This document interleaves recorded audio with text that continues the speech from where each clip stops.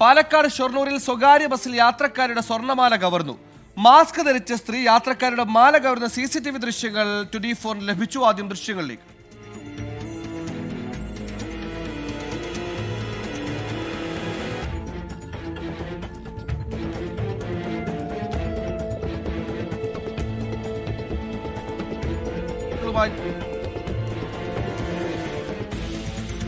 പാലക്കാട് നിന്ന് ശ്രീകുമാരൻ വിശദാംശങ്ങളുമായി ചേരുന്നു. ശ്രീജിത്ത്, തഞ്ചത്തിലൊരു മാല കവർച്ച ആളെ പിടികിട്ടിയിട്ടുണ്ടോ? എന്തെങ്കിലും സൂചനയുണ്ടോ? വിവരങ്ങൾ.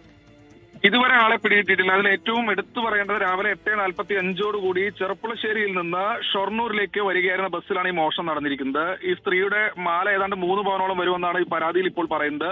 8:45 ഈ സംഭവം നടക്കുന്നത് ഷൊർണൂർ ബസ് സ്റ്റാൻഡിൽ വെച്ചാണ്. ഈ ഷൊർണൂർ ബസ് സ്റ്റാൻഡിൽ സ്ത്രീ ഇറങ്ങി പോവുകയും ചെയ്തു. പക്ഷെ അവിടെ ചെറിയൊരു കാലതാമസം എടുത്തു.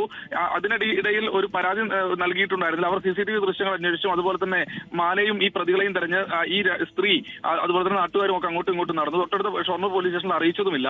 എന്നാലും ഉച്ചയോടുകൂടി പരാതി നൽകി. പോലീസ് ഇപ്പോൾ പറയുന്നത് പൊടുന്നനെയായിരുന്നുവെങ്കിൽ ഷൊർണൂർ തന്നെയാണ്, എത്രയും പെട്ടെന്ന് നമുക്ക് പ്രതികളെ പിടികൂടാമായിരുന്നു എന്നാണ്. എന്തായാലും ഈ സ്ത്രീകൾ 2 സ്ത്രീകളുണ്ട് എന്നാണ് ഈ ദൃശ്യങ്ങളിൽ നിന്ന് ഇത് ഏതാണ്ട് വ്യക്തമാകുന്നത്. 2 സ്ത്രീകൾ ഈ മോഷണ പരമ്പരയിൽ മോഷണത്തിൽ ഉൾപ്പെട്ടിട്ടുണ്ടെന്ന് മനസ്സിലാക്കുന്നു. എന്തായാലും പോലീസിന് അന്വേഷണം ആരംഭിച്ചിട്ടുണ്ട്. അധിക ദൂരമൊന്നും പോയിട്ടുണ്ടാകില്ല എന്നാണ് പോലീസ് പറയുന്നത്.